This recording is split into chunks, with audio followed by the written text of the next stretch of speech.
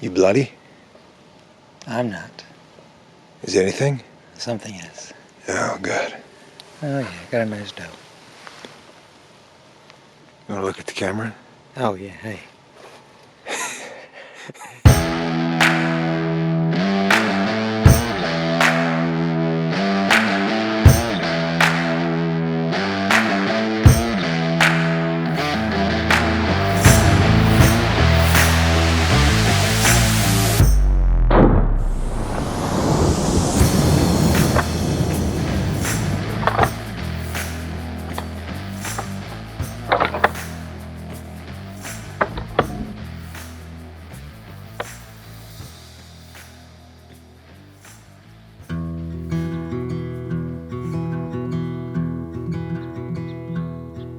Back in the 1930s, a bunch of concerned sportsmen got together and started pushing for a piece of legislation that eventually came to be known as the Pittman-Robertson Act.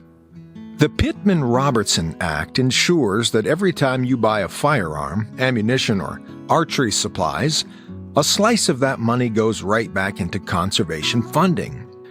Tack on to that the revenues created from sporting licenses, and you reach a simple conclusion. Ethical sportsmen and women are something like sponsors in a massive crowd-funded approach to conservation. But as much as I would love to explore that topic a little bit more, we'll have to cover that in a different chapter. For the moment, it's time to get some rifles dialed in.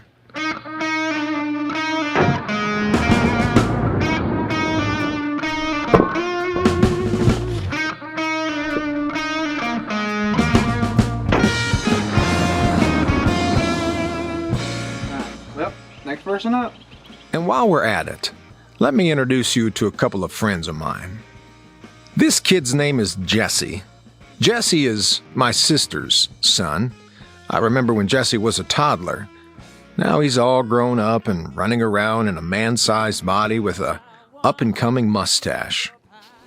He really ain't a bad kid. It really ain't. And this fella right here is Luke. Going that way. We're gonna go down, what, 8, what do you want, 8 clicks? That's 1/4 inch probably, isn't it? Southern man, fully armed and completely single. Right, you ready?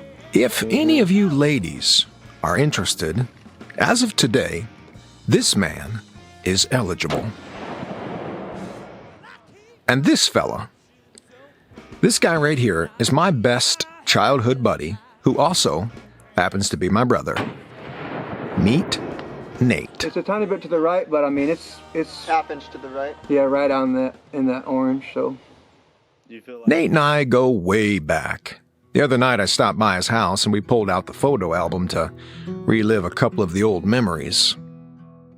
You see, when we were kids, we lived in southern Michigan, but at some point, my folks uprooted us and we moved out to the Great Plains.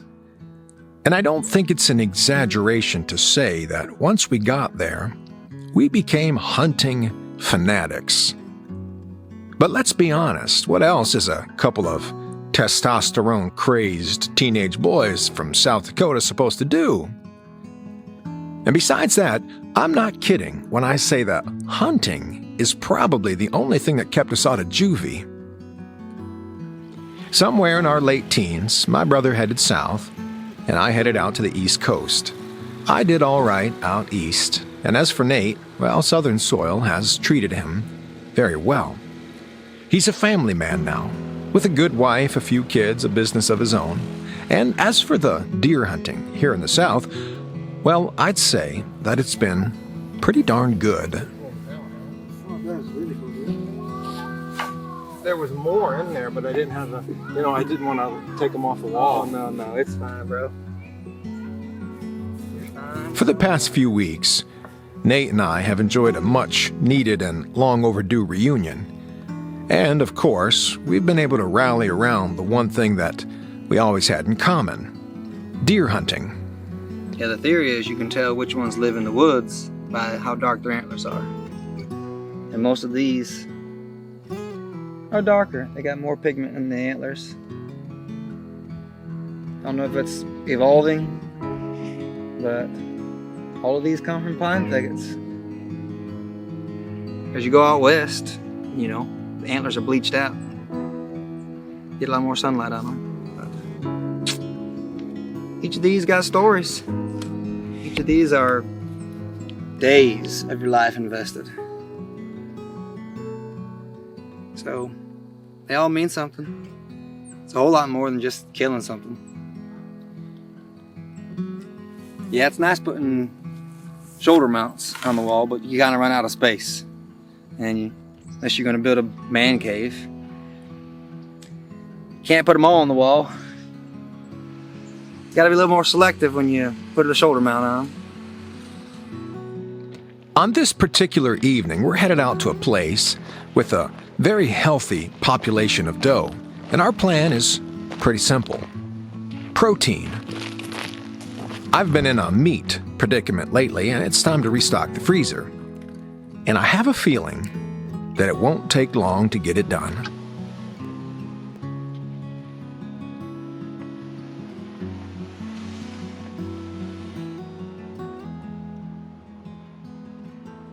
Well, we didn't get it on camera, but Nate just laid a doe down.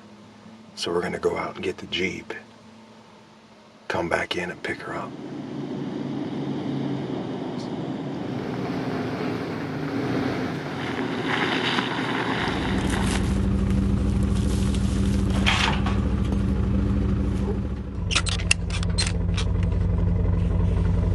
Perfect, yeah. Everything else perfect. You want any fat in it? No, it's hard. Okay, you got a little blood on your shit. There. You drag it? Nate, With the pressure off and some meat procured, we're going to spend the next couple of outings passing on the smaller bucks, watching a few does walk, immersing ourselves in the great outdoors, eating a little junk food, and maybe even slinging a little mud.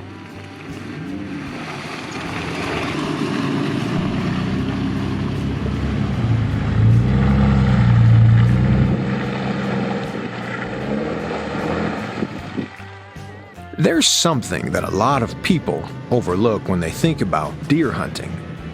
It's a big word, kinda hard to pronounce. Camaraderie. Amongst deer hunters, there's often a sense of brotherhood that develops. It's brought about by the muted laughter from a two-man ladder stand, or the time spent getting your hands cold and bloody after a successful hunt. It's about shivering together, sweating together, being together. Well, it's Saturday morning. Cold, dark. Kind of one of those days that makes you wonder, what the heck am I doing? Why am I not still sleeping? But yeah, we're headed out. I am the cameraman. I'm gonna be setting with Jesse, and hopefully we'll get into some good protein. Either way, let's get it. Morning, Well, dogs. we're hunting, like you said. Morning. Cold out. Gotta get some breakfast. Breakfast. Beef jerky and coffee, baby.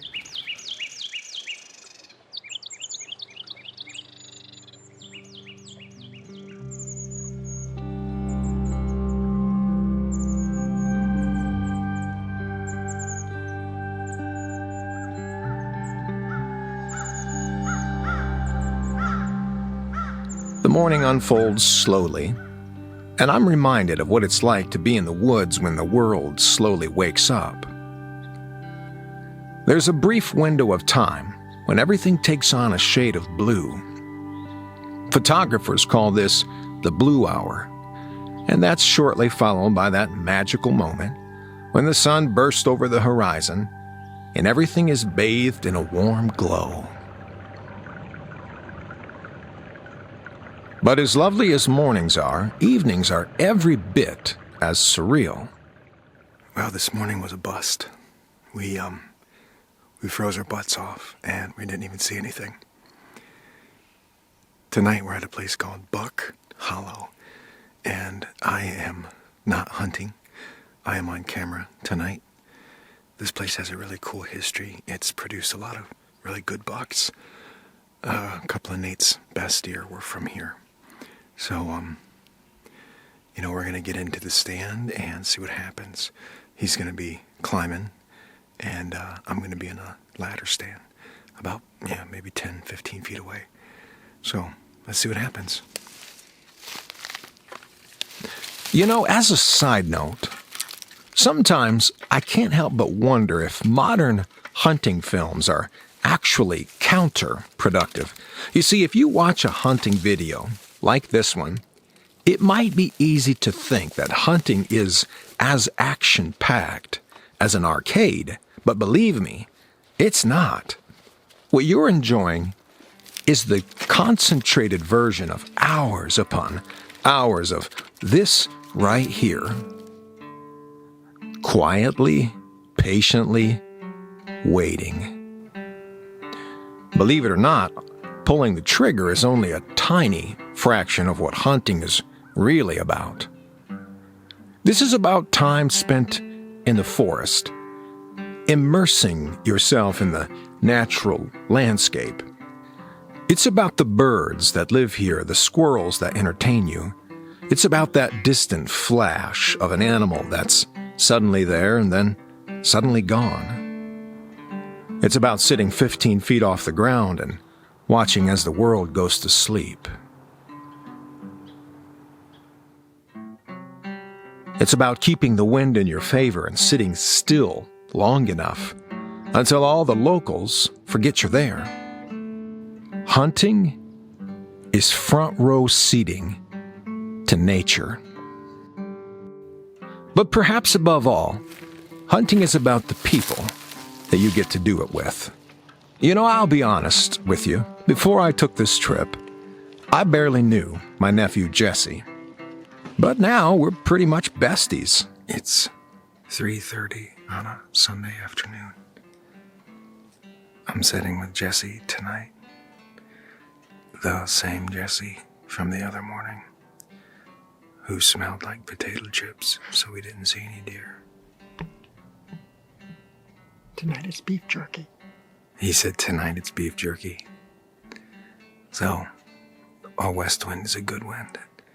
That means that the smell of potato chips and beef jerky are going to be pushing that way, and we are thinking that the deer are going to come in from that way. Anyway, I need to wrap this project up, and lucky for us, we get to end it on a high note.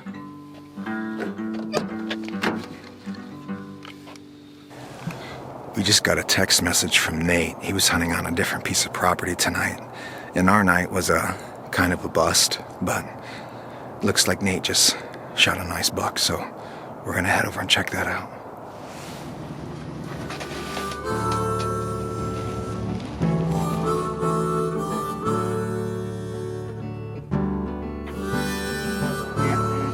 Oh, I know, he'd have been such a fancy deer next year. 6 there. Such a fine looking deer next year. Look at that. 6. Look at them tiny little brow tines. I know. We're looking at 3 and 2, so 5. Oh man. Are you ashamed of yourself for shooting such a small deer? Well, it was exciting. I enjoy it. Whether I shoot a spike or a doe or a buck, it's exciting. All right, so he came and he was like, from me to the road probably, and By I the seen light? him. I'm like, By the light? yeah, maybe this way a little bit. So probably 80 yards, and he came over and he had his head up when he was working the scrape, and I seen his antlers. And I'm like, man, I got my binoculars to look at him. Like, all right, so it's an 8-point. He's got good, you know, he's nice and tall. And then he turned and looked back, and I seen he was outside the ears. I'm like, oh, that's a good deer. So at that point, I'm like, I'm gonna kill this deer. So I get my gun up, but I could never. He would just keep looking at me because he was looking at the corn, and he was looking past the corn, and so he was looking at me the whole time, just straight on. I'm like, oh, I cannot shoot this deer. So he turned, stuck his tail up, trotted away. I'm like, oh, no, he's gone. I'm like, "Rah, rah, rah," but no, he kept on going. But he looped around, and he got over in there. He was probably within 70, 80 yards at this point. And he got over in there just making tons of scrapes, and I could hear him working himself closer, closer. Well, as you can see, he had a bunch of cedar shavings on him. And so I can hear him, he's getting closer and closer. I'm like, man, at this point, my heart is beating so fast. And I'm like, I gotta stop my breathing. I mean, calm down. And then, bam, he pops out. Like 20 yards away, probably. But he's on my side, he's on the back side of the camera, so the camera couldn't detect him. That's what he did. So he made a big circle, and he came behind the camera because he doesn't like that. He must have known it was there. So at that point, I shot him. It seemed like point blank range. Whatever your thoughts are on all of this, just know that this strong American heritage called hunting is as healthy as it's ever been, and it's probably not going away anytime soon. Politicians would do well to keep that in mind, and conservationists should factor in deer hunters as the modern predator when they create their management plans. Yes, despite your thoughts on the practice, there will still be plenty of us out here, shivering in the cold, watching the sunrise, hoping for that distant flash of brown. So to all of the ethical hunters and non-hunters alike, well, here's to another 100 years of good outdoorsmanship. And I'll leave you with this. Keep in mind that the planet isn't really ours. It's only ours to borrow, and it falls on us to make sure that we keep it in good health for the next generation. As always, thanks for the company.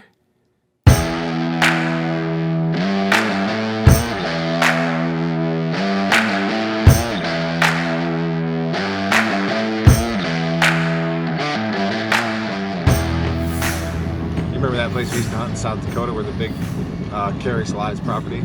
Yeah, man. I rattled in $2 there. Yeah, that was such a unique place to hunt because those deer crossed through her property. Yeah, that was pretty sweet. Yeah. That's where I got this big cut on my neck. Yeah. Remember we sat on that fence row and that big old buck walked right up to us? Yeah. We just sat there like, oh, look at that big old buck over there. Yeah, I was sitting on the ground shivering. Yeah. And that big old buck, well, that's the biggest buck I've ever seen in the wild. Yeah. The biggest buck I've ever seen in the wild was